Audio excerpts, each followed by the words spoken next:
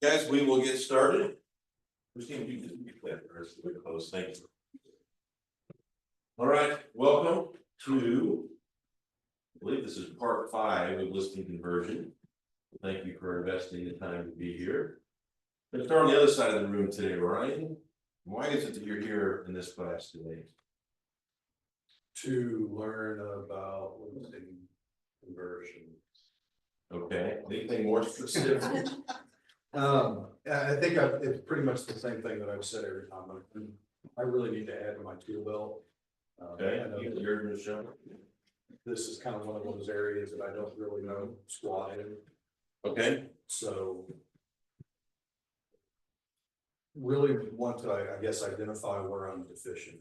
okay, More than just add tools to the tool belt, that actively identify, okay, where am I deficient?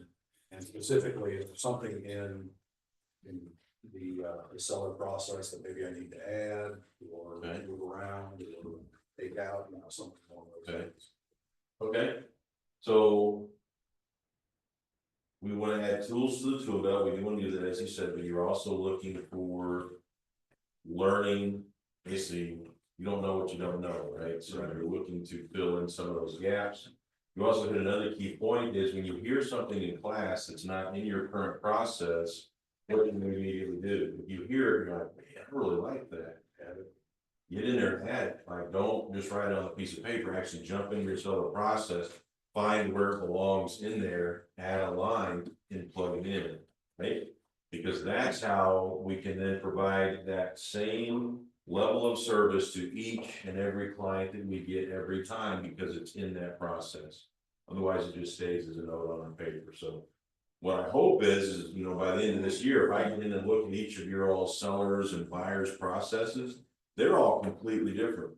You'll have all the basic framework that's already there, your 108 steps for a buyer, but that should be drastically fleshed out.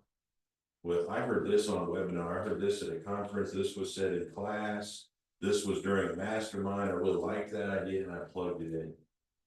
Because if I get in and I see that your all seller and buyer process has never been edited, then I'm gonna be like, come on, are you serious about providing the best service possible?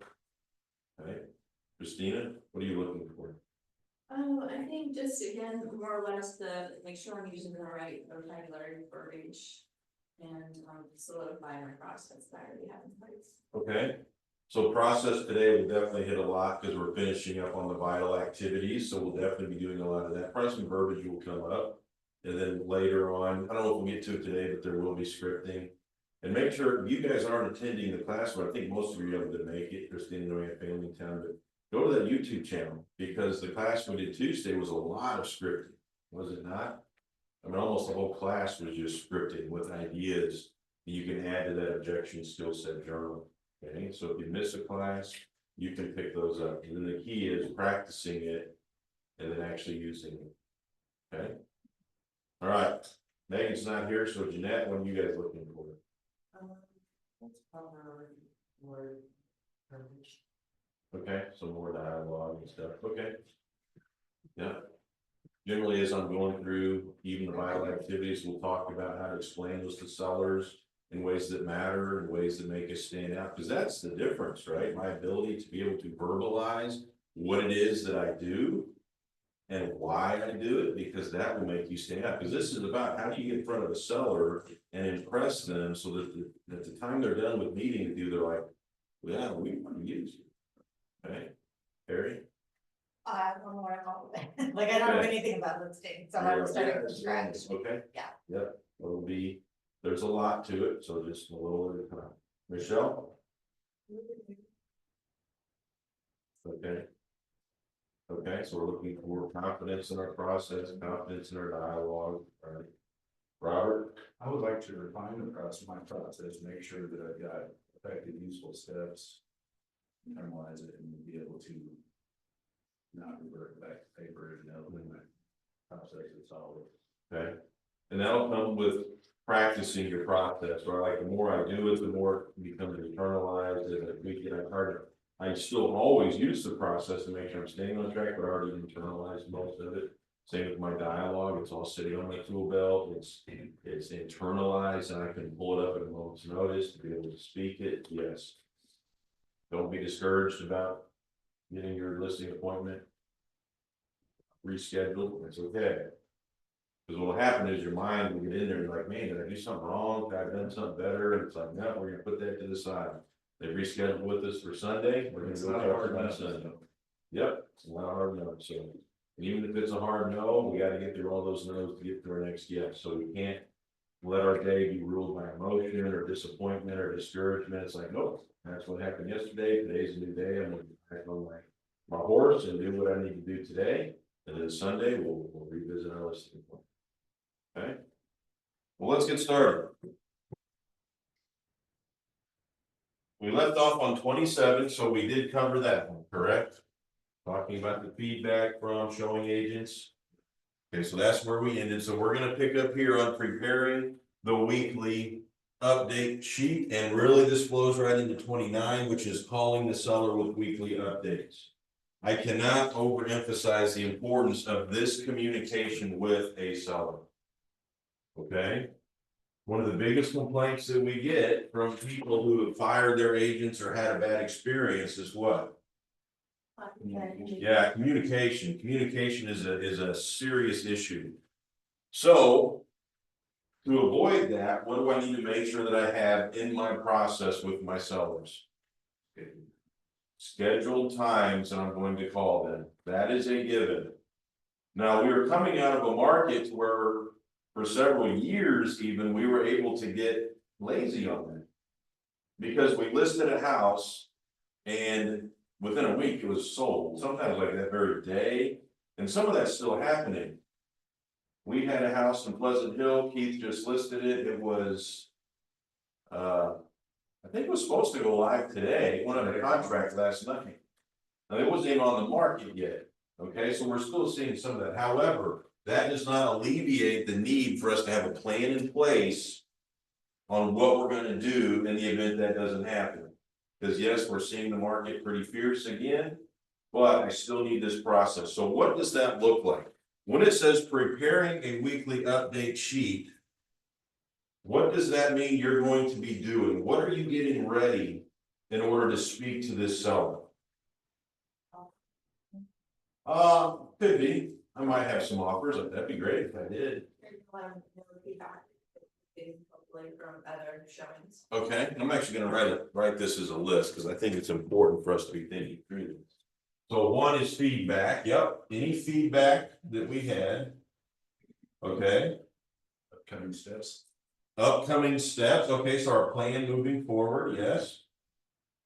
What the market's doing in their neighborhood, Okay. new listings or under contracts. The market activity in their neighborhood. Yes. Okay. What else?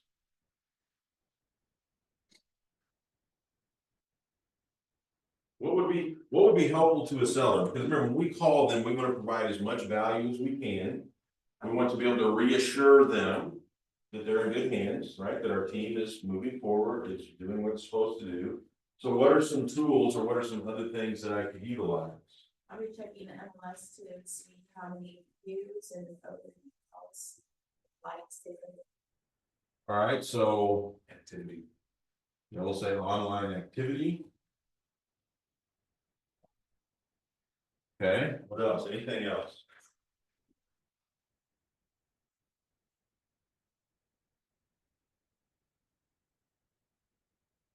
Anything? Feel like it's obvious. There's some things we could add. There's no really right or wrong to this because we're all trying to do it a little bit different. I will kind of explain to you how I did mine. So my calls were once a week. I always did my calls on Fridays. You can do them on, you can do whatever day of the week you want, but I just wanted mine on Friday. So I had a conversation with them before heading into the weekend, okay? I always had a plan in place on when the price adjustment conversations would happen if needed. So I didn't have to worry about, man, should I do it this weekend? It's like, no, I already kind of know. Now, it used to be you list a house, and I wouldn't even think about that until 30 days in, 45 days in. Now it's like, we've been on for 2 weeks, maybe we should be having this conversation. Okay, because that time frame before I go stale has shrunk drastically because of the way the market's moving, so I have to know the market well enough to do that.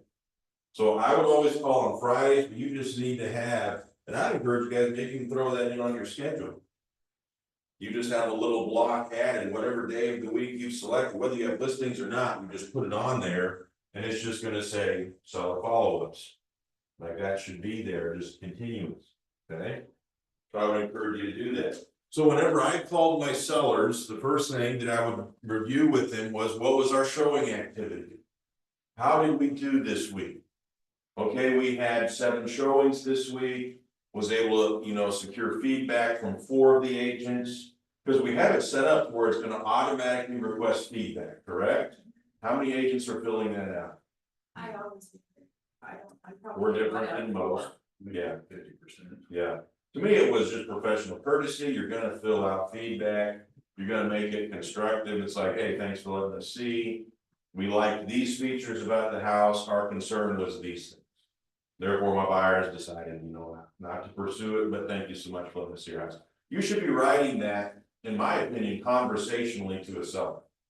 I've received some feedback, it's just stark, it's rude, and I'm just like, we don't need that. I always start in mind with, thank you so much for letting us see your home. And then I'd say, my buyers really loved the large master, we liked the big backyard, the location was great. However, we had concern about X, Y, and Z. And sometimes my buyers may still be on the fence, like, we're gonna keep it on the radar for now, but we're not ready to pursue an offer. Thank you again so much. Done. Okay? So feedback may be going away. Just be prepared for that. Well, Okay? I always call, if I find showings and if I'm starting to get activity, like people are saying, do you have any offers? I think we're gonna put something together. I'll immediately call all the other agents who read the home and haven't filled out the feedback. Yep. Because that gets them like under pressure, like in a frenzy, oh, might be getting an offer, maybe I should talk to my clients, because. Sure. If I wait 24 hours for them to give me my feedback, I may miss out on calling. Yeah. That price too. Yeah. And believe it or not, that's actually one of our vital activities. If you look ahead a little bit, you'll see when I think it's called soliciting multiple offers. That's exactly what that activity is speaking about. But again, on feedback, because there's a lawsuit going on over feedback, so it could be, that it goes away or it changes, but I always try to leave feedback. Did I do it 100%? I probably missed some.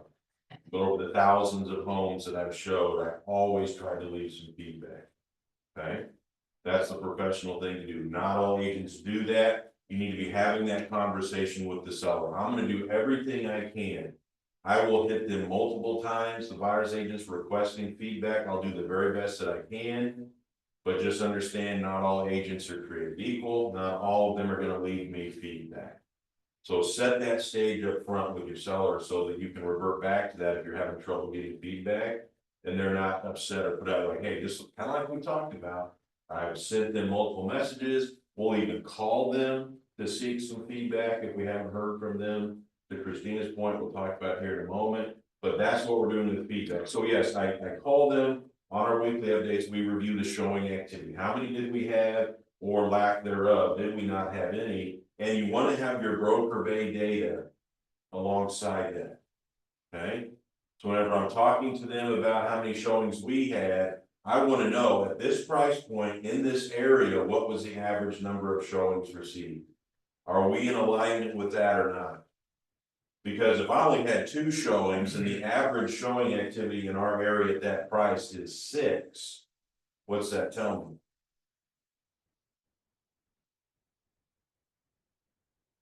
Oh, wait. Price is high. Yeah, I'm probably not priced appropriately, potentially, because I've only got 2 showings, everybody else priced in the same bracket got 6. So buyers are looking at my property, they're looking at these other properties, and they're choosing to look at the other properties and not mine. Because I would have every reason to believe that I should be getting the same showing activity as comparable homes, correct? That should be a fair statement. Now, as I sit on the market longer, I may have to take into account if I'm starting to get days on market approved, that could be part of it as well, okay? So that's why we want to stay ahead of the market, keep my price correct, and be generating as many showings as the rest of the property, okay? So that's, that when we say we're talking about showings, That's what we're looking for.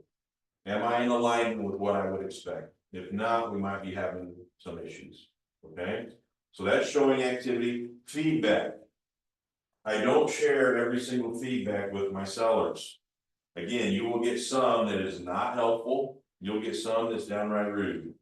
Don't send that to your sellers, okay? Every time a feedback comes in, I review the feedback. If it is helpful, I send it. And then when we get together on our Friday, we'll review that together. What are people saying? Now, if I have a reoccurring theme of an item that's turning people off to the house, and it's nothing I can repair or fix or change, we're not gonna worry about that.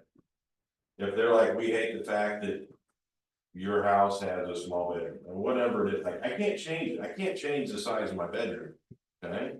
So that's not necessarily actionable feedback unless it comes time for the pricing conversation.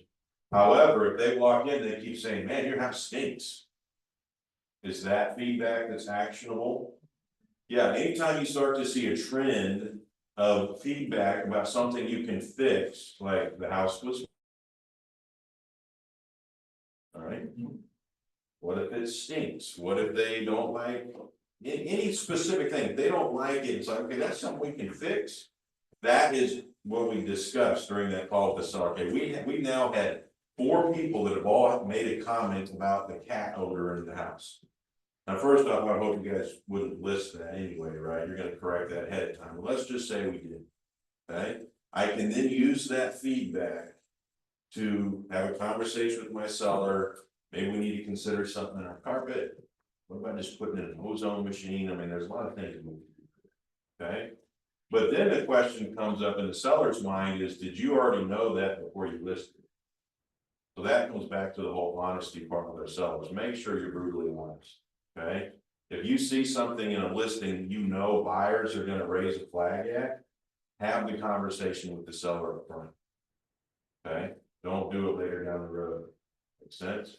Okay, so we've got the feedback, showing activity. We talked about online activity. We also talked about the plan, so I always like to recap. This is what we did this last week as part of our plan. This is what we did. We don't have any offers this weekend. This is what we're doing next week. So you need to know what your plan is. It could be something as simple as going in and refreshing the listing. I'm updating my verbiage a little bit. I'm going to move my photos around a little bit, kind of give us a little extra boost on some of those syndicated sites. It could be something as simple as that. Or it could be that you're gonna do a whole new round of reverse prospecting. It's something, some kind of activity, so they know they're working for me. They could be sending a blast to all the agents that have showed with, some new information. It's gotta be something. This is our plan for next week. Because you don't want to sit there on the phone and like, okay, what's next? And you're like, I don't know, what do you think? Oh, They're like, I don't know, we hired you. So let's do an open house. Okay, I don't know anything else to do, so yeah, let's do an open house. Like, what? Don't do that. You're the professional, you're the expert, they hired you. So even if it's something you're like, man, I don't know if that's gonna give us traction or not, they need to know you're working. So yes, I want to create a whole new flyer, I'm gonna do a whole new social media push on this, I'm gonna boost it, I'm gonna do all of this. This is what we're doing next week. They're like, okay, good. Sounds good, let's go with that. Okay, so that's why we need the plan, so they know what we did last week, they know what we're doing the next week. And that just continues until we get under contract. Okay, that's why we need to know all the different tactics. You should have a list somewhere. Hey, these are the different tactics that I use, and you implement those in different places in your marketing plan. Okay, all right. Other thing, online activity. Where do you pull that from? Okay, I can pull it from multiple places. I would use that one. So MLS, okay. I usually pull from Zillow as well, because unfortunately, we don't like it, but it's used and it's got valuable information. Power. Yeah. Because they One run. point, it's still telling me until it's done. I'm like, Yeah. okay, Yeah. this is what I was showing in my. Yeah. So for me, you don't have to do this, but I really like that tool called List Track. So List Track is what I use. It is $10 a month. But if you're doing a lot of listings, to me, it's well worth it. Because I can go on List Track and it will show me, here's your impressions from Zillow, here's your impressions from Realtor.com, here's your impressions from your Remax site. So I can tell them, okay, based on our marketing, here's how many people we hit this week. Okay, so they're seeing like, oh, wow, that's a lot, that's really good. And on top of that, if you're using social media, you need to be able to let them know, hey, yeah, I put out a video, we had this many views, or on Instagram, I got this many, whatever you get, right? It's like, so they know, okay, this is what's happening.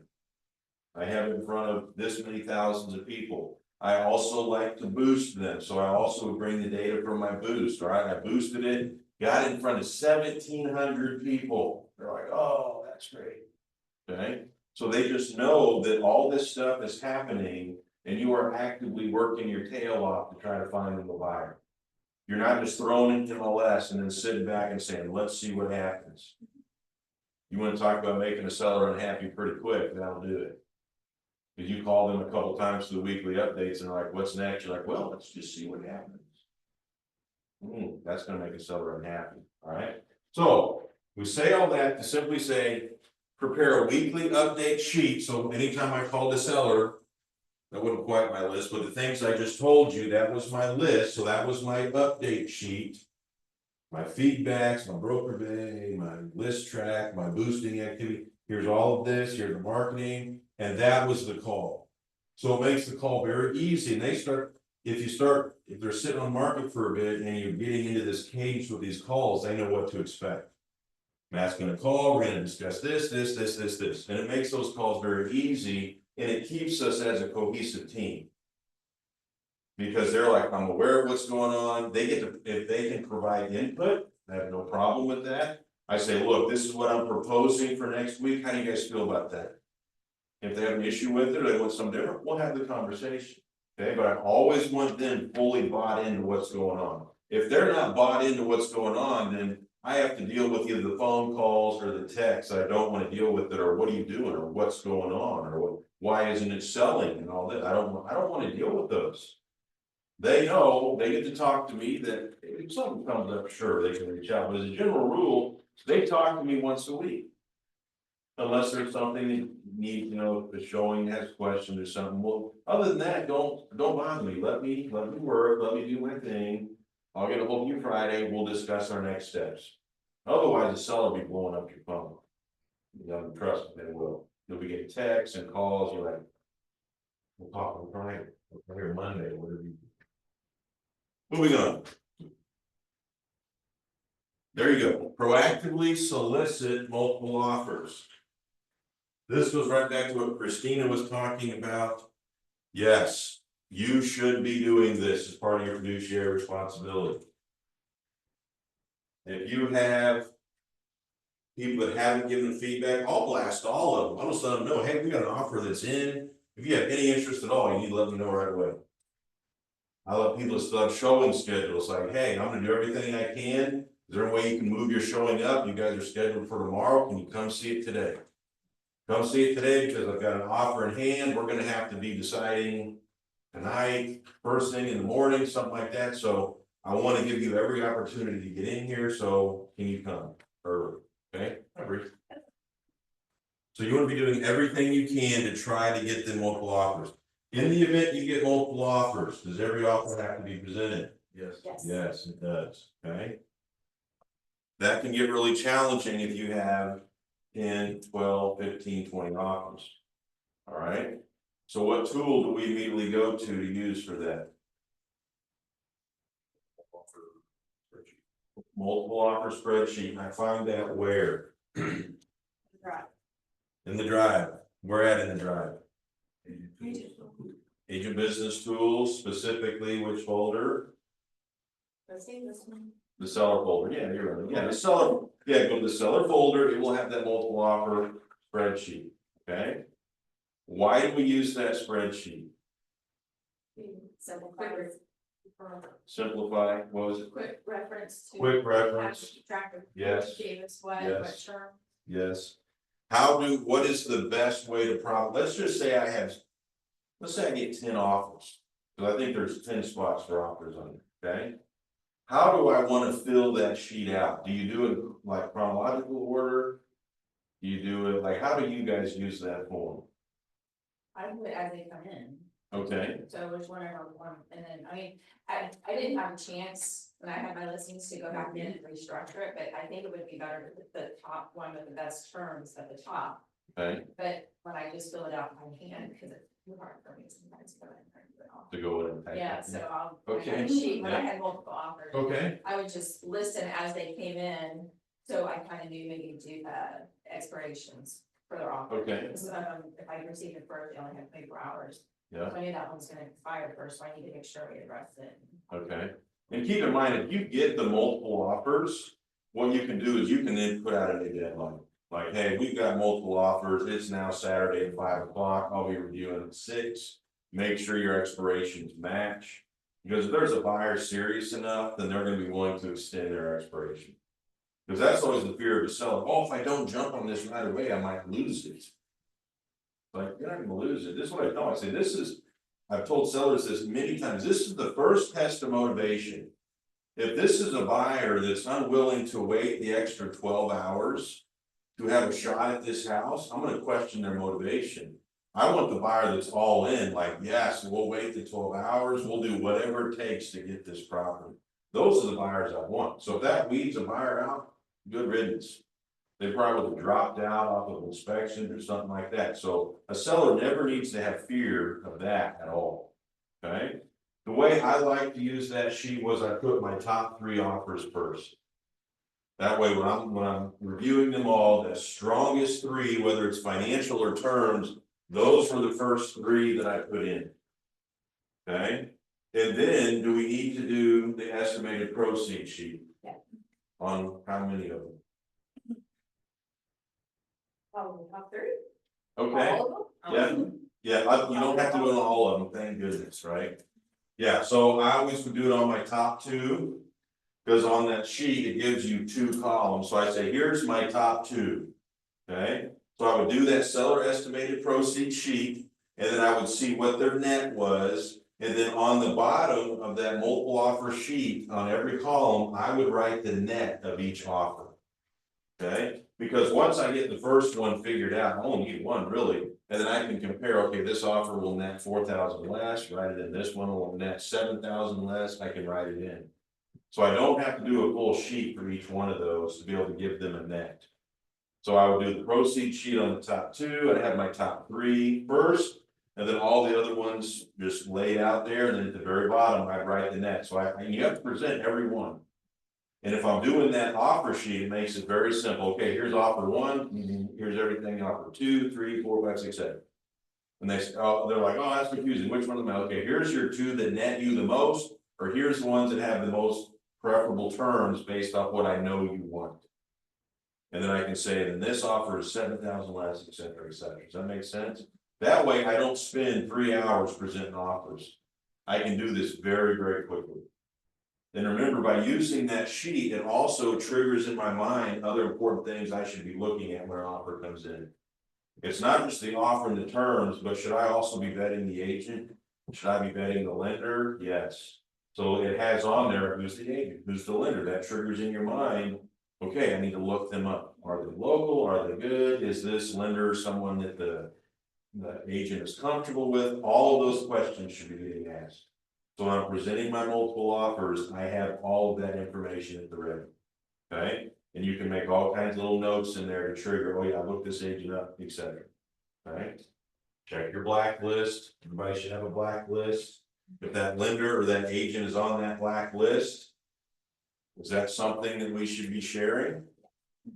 Probably, we need to explain, hey, we've got experience with this agent, we're not gonna badmouth them, but I had experience with this agent in the past, because my fiduciary responsibility to that seller is what? Or really terms, anything that could compromise the deal. Yeah, anything that could compromise the deal, yeah, to be honest, full disclosure, all of that matters, and if I have an agent that I know there's a chance that we may not get the closing, I'm not gonna say you can't take this offer, but I need to say, hey, just be aware, you know, I have worked with this agent in the past and they were extremely difficult during inspection, so just be aware, you know, if you choose this offer that we may come across it. And if you have a seller that trusts you, that's gonna carry weight with them. Okay, so we need to make sure we're checking that as well. That covers presenting the offers and counter offers.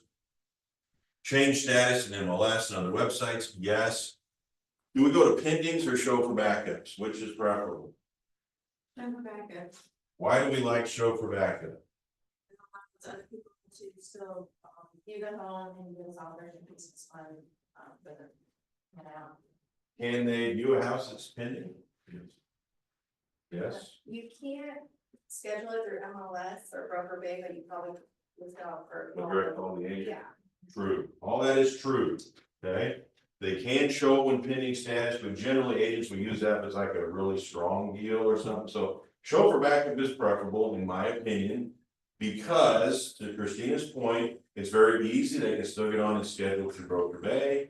It potentially increases our chance of getting a backup offer, and it keeps us on the syndicated websites. Okay, so if you're wanting to leverage the listing for potential leads, I need to be in show for backups. If you go to pending, you're probably gonna be falling off some of those sites, okay? Do they have a specific category for like pending no show or something along those lines? Not in our MLS, nope.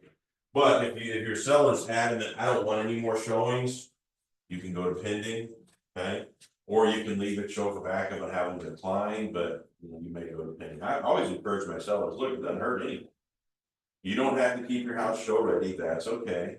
However, why would we want to prohibit potentially a backup offer?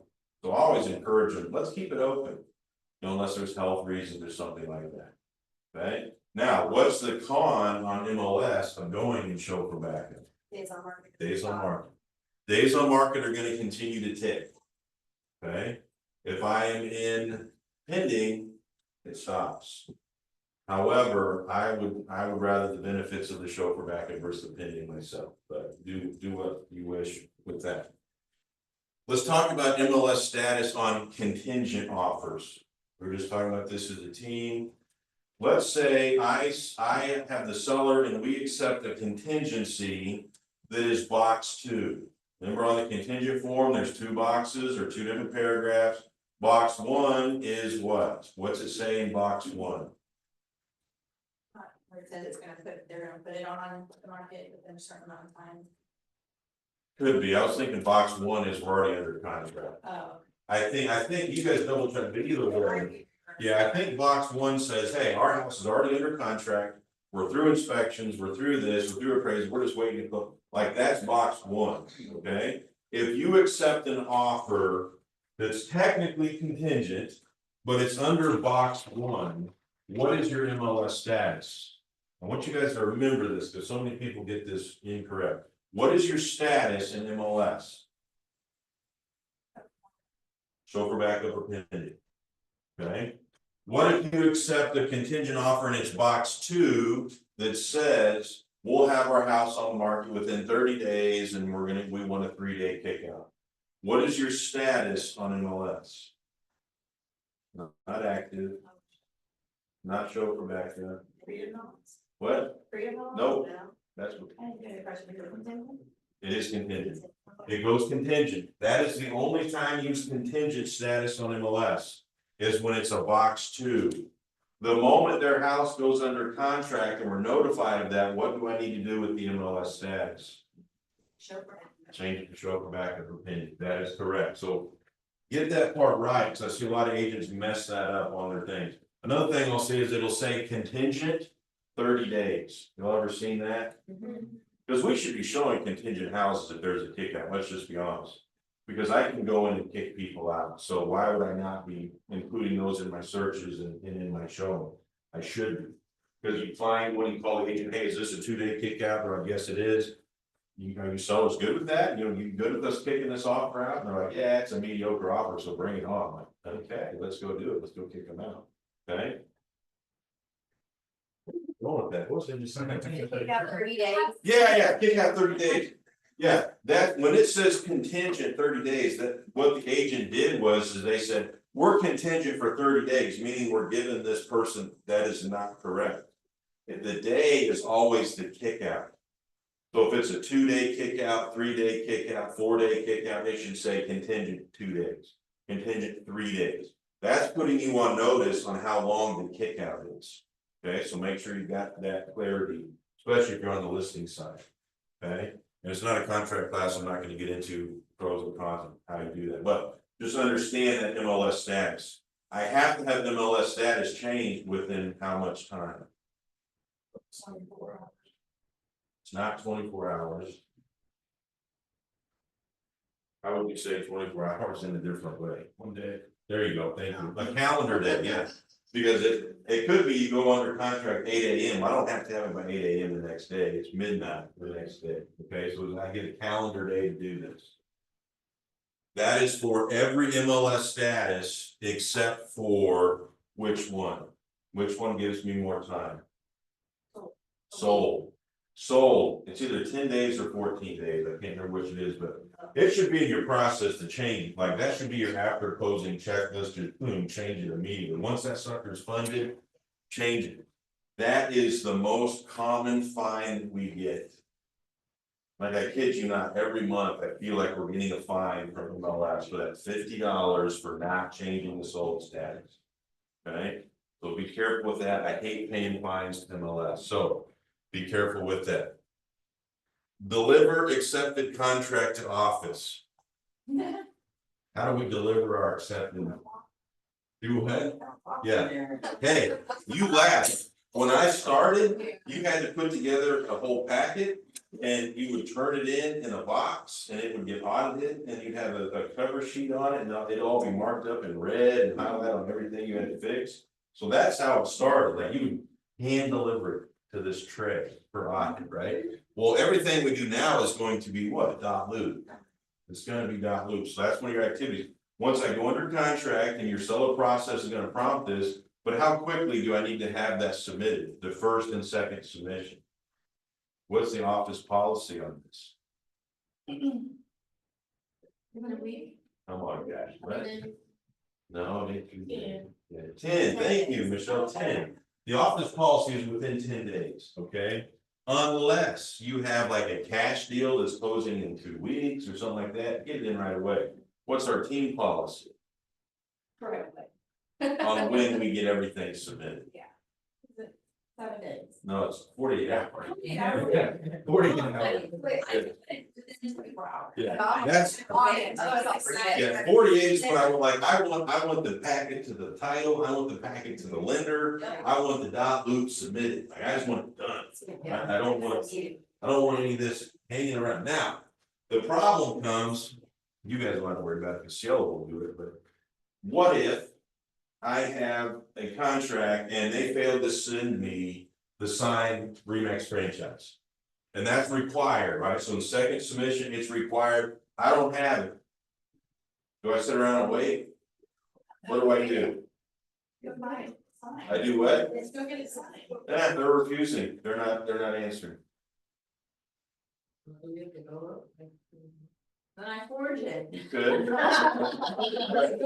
to that, guys. That thing's recording. It's being recorded. Don't forge it. Your boss used to be a cop. Is there any reason I can't submit a blank document or one that's missing a signature just to get the file in for audit? 100%. That's what I tell CL. I was like, I don't care if you're missing. Now, if it's the contract itself, that's a problem. But if it's one of these other things and we're just missing submit what you got. Throw in a blank document or one that you know is going to get kicked back by audit. I'm fine with that. Get it submitted. Okay? Because they can't issue the commission letter. They can't do anything until that file is in for audit. Okay? So within 10 days, I think it should be quicker for your own personal policy, but the office is within 10 days. I can't tell you how many times we've gotten files submitted 3 or 4 days before closing. And the only reason that got submitted was because Ty was yelling for a commission letter. And we're like, we don't even know this file exists. And then we gotta try to track it all down, and it's just not good. So make sure that we're professionals in doing that correctly. All right, negotiate repairs. That is another vital activity. We know that. I'm not gonna spend time there. Copy repair invoices. Okay. When you get invoices, you're the listing agent, so a seller has a couple repairs, they get them done. What do I do with those invoices? Keep them, put them in document. Keep them, okay, dot loop, they're going into dot loop, which submission? Third submission, those repairs, we're doing a third submission, what else can I do with those invoices? Send them to I said the. correctly. You know, the buyer. Yep, going over to the buyer's agent, that is correct, okay, so we need to make sure we're doing that. Is it possible some of those may need to go to title? Yes. When would they go to title? If they're being escrowed, if they're being paid out, just make sure you're kind of careful when you do things like that, when you're structuring contracts. Because whatever you put on there, who else is gonna see that? The lender. Yeah, so we kind of gotta be careful, different class, but just be mindful of that. Schedule the closing, does anyone have trouble scheduling closing? Yeah. Okay, so we're good with that, perfect. Remember though, that is, at what part of your process does this happen? When is it recommended per your seller process for this to happen? 7 to 10 days before closing. Your process is gonna say 7 to 10 days before closing is when this should be happening. Okay? Next thing, communicate with seller. Yes, we should be doing that all throughout the contract process. Communicate with the selling agent, that's the buyer's agent, yes. Review the title commitment. Is everybody comfortable with title commitments? We've had title come in several times and speak. Matter of fact, we even have one of the title ones recorded on the YouTube channel. Can't remember which one that was. I think it was the settlement statement. Okay, oh no, the title commitment. What do I check on title commitment? What am I checking? Section B, or Schedule B, section 2. Okay, that definitely is one of the first places to go, yes. Names. Yep, okay, so yeah, start on the front page, cover page, are all the names correct, so the address correct, is the price correct, all that. I go to the, yes, schedule 2, right, or yeah, part 2, whatever. Because what am I looking for in there? Names. Liens, all kinds of things like right of first refusals, all of that. So make sure you properly understand title commitments. And when you get them, you are reviewing them. If you do not know what it means, go get with somebody else so they can look at it. Because yes, we trust title to catch things. However, if they miss something and you miss it, that's a problem. Okay, so we should definitely be on top of that. Reviewing the HUD statement, also settlement statement, okay? How often or how far before closing do we request that? 3 days. Yeah, you probably won't get it 3 days. I always wanted it the day before. And it may not be the final one yet. They may say, look, we're still balancing, like we're going down the wire on this one, we're still balancing. I'll bet you in the Sedalia market, you could probably get it 3 days before without any trouble at all. Up here, it's like day before, so they may just have to send you a preliminary and say, look, we're still balancing. I'm like, I don't care, just send it to me. Because when I get it, I'm looking at everything. I'm like, okay, are our commissions right? And is all this right? If some of the other numbers change a little bit, I'm just making sure that all the big things are on there. Okay, so make sure you're reviewing that. Attend the closing. You know, there's some agents that don't attend their closings. Yeah, why? Isn't that crazy? That's crazy. I don't know. That's crazy to me. Okay, because at closing, is that not a celebratory time? Huge milestone. Huge milestone. Buying a house for somebody is a big deal. And we want to make that memorable. Now, here's the thing, you may show up and it's a contract process that is not been pleasant. Now, those will happen, all right? Still show up on them. You still show up and everybody gets there and everybody's actually like angry at the closing table and saying, man, this is not cool at all. That's very rare that that happens. I can count on my whole, career, probably just 2 or 3 times, where I was kind of like, oh, this is kind of awkward. You know, we get done and everybody shakes hands, we're like, let's go our separate ways. That's very rare, but it will happen, however, you still attend, okay? And make it a joyous celebratory time for that client. This is, again, big deal in their life. We're almost through, we're down to our last thing, so. Yeah, remember, then they fall in different categories. That was our presenting and negotiating, the prep for closing, yes. And another thing to remember, it's on your process, I believe, but make sure when you're calling about scheduling closings, what other reminders are we wanting to tell them? Bring a valid driver's license and a certified check. Yeah, well, they're a seller, so hopefully they don't, they might, it could happen. Life science Could did. happen. Yep, if they don't have enough to cover, they're gonna have to bring that, but valid ID for sure for notary purposes. If it's not valid, they're not gonna go to close, okay? If you have something like a trust, you're closing a seller in a trust, then they just issue that check to the seller. No, they have a checking account Yeah, made out in that trust name. that's right. So that is something you should catch ahead of time and make sure they have a trust account set up, because a lot of people don't, as surprising as that is, so make sure they have that. So valid ID, what about their utilities? So utility reminders, hey, go ahead and call, you know, get these set to end in your name on whatever the dates are. Okay, so we do that. What else? What other calls might they make? Change of address, and we have the little contract checklist, if they can help them with that. What about their insurance? Yeah, they wanna make sure that they're thinking about that, aware, because at time of closing, that insurance should shut off. Otherwise, if they don't know it, then they can still keep getting charged and not even think about it. They're gonna get a prorated check cut for whatever's left on it. All right, post-closing activities. Mail customer survey. Does anybody do that? Email if they don't respond to Okay. my text message. Yep. Okay, yes. Everybody have a process for that? Getting reviews or things like that? Okay, there's one person that does. Yeah, so, yeah, mine, I had a very well drafted email in there. It had very clear and specific links that all you have to do is click the link and fill out a review. Like, it's super easy. Early on in my career, I had no problem bribing people to do it.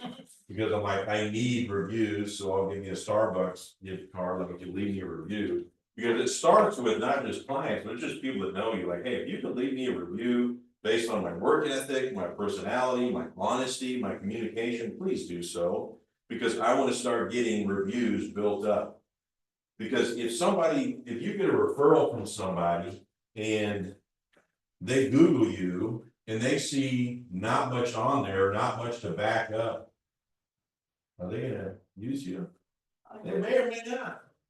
They need to get online and see that everything that their friend told them about you is true. Because there's all these reviews. We're a review-driven society. So part of your process is making sure we're getting those reviews.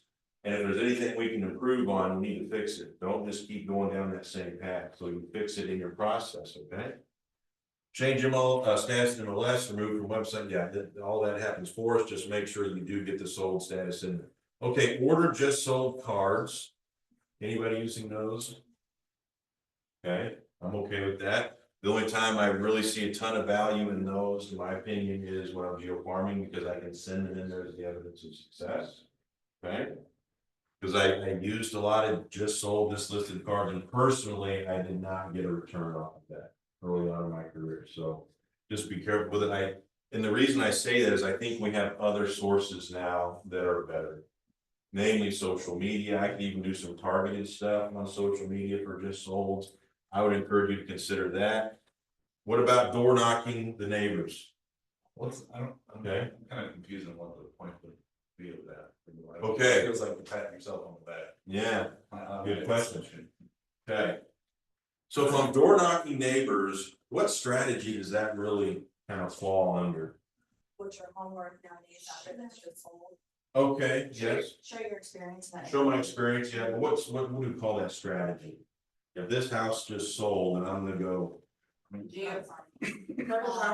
you, circle prospecting. Yeah. So this would be a circle prospecting strategy, right? And the point is, I'm not gonna show up over there and say, I did an awesome job, you wanna hire me? No, that's not the fair method, right? Yeah, I mean, you could, yeah, you could. But what I want to do is, I want to go over there and say, through our marketing, we actually got this sold in 3 days, and what that tells us is there's a lot remaining in the neighborhood. We had 17 showings and 3 offers, so there's some buyers that want to live in your neighborhood, right?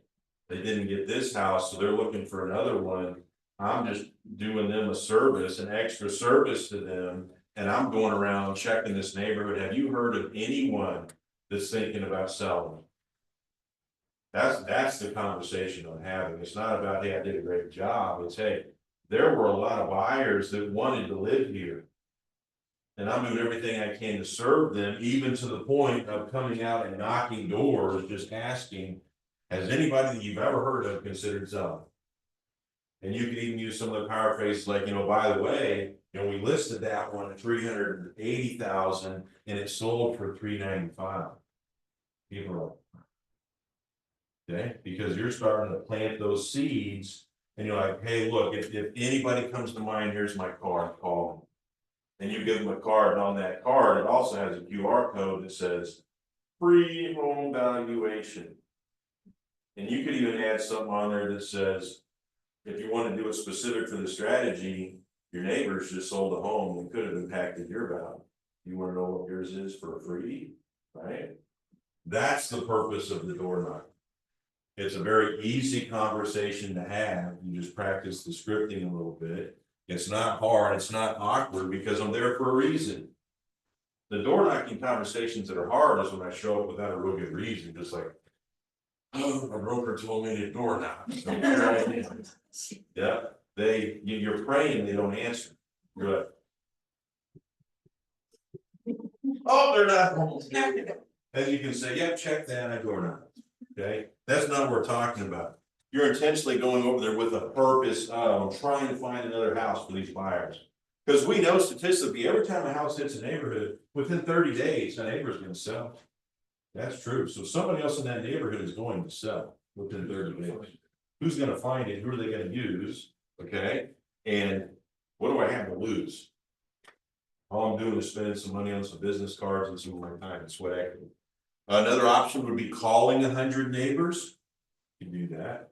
Where do I get the phone numbers? That's always the question. Where's the phone number? Remind. Correct. Free. I can go in there and it just takes a little bit of work to just pull them all up. Right? Remind. And then the just sold cards, that's mailing again. I really like private Facebook or social media aspect better than that. Okay. All right. We made it through all the vital listing activities. Did everybody take away at least one new idea that they're gonna put in their process? Robert, what are you gonna change?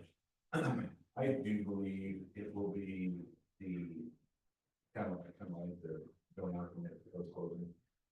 Okay, the door knocking, okay. I was just thinking, I guess I was way off, but I was.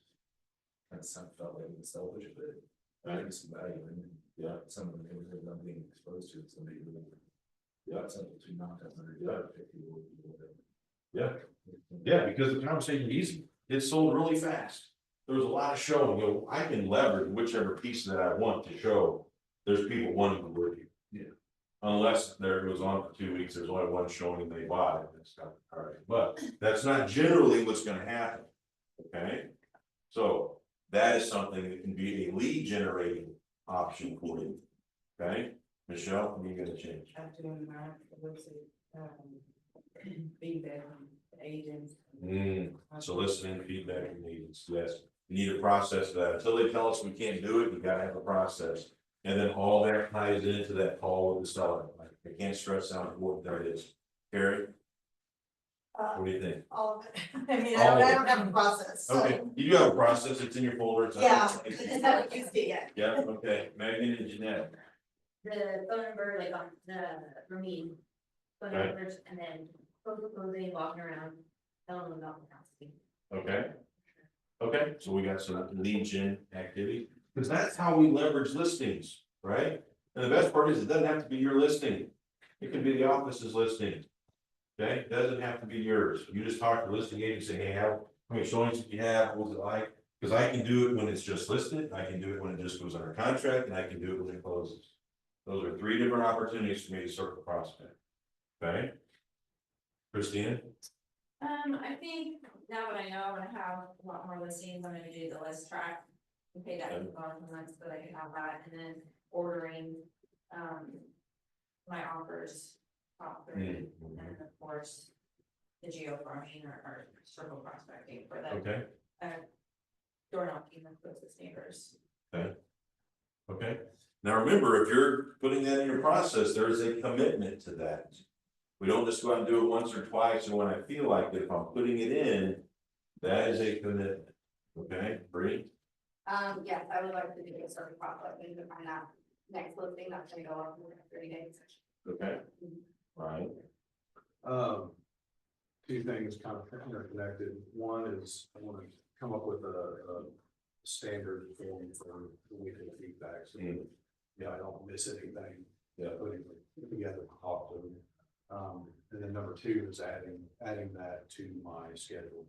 Okay. So that, I know right now I don't have any, obviously, any listing or anything to do with that, but I figure if I go ahead and add it to it, it's there. I'll see it now and I'll start building that habit. Okay, I need to call people. Yeah. Do X, Y, or Z. Okay, I like that. Now, quick question for you, right? So we've spent, I think, the last 2 classes simply going over vital listing activities. What does that have to do with converting a listing? You may ask that question. We're in a listing conversion class. Why have we spent all this time on process? Why? Showing our value, not everybody does all these steps. Okay, Part of that sales process. okay, Pitch. I agree with that. You need to understand your process. You need to understand why you do what you do. And you need to be able to communicate that to a seller when I'm standing in front of them at this listing appointment. If I don't understand my process, because they really have 2 questions. Sellers ask 2 things. What are you gonna sell my home for? And what are you gonna do to get it sold? So by you understanding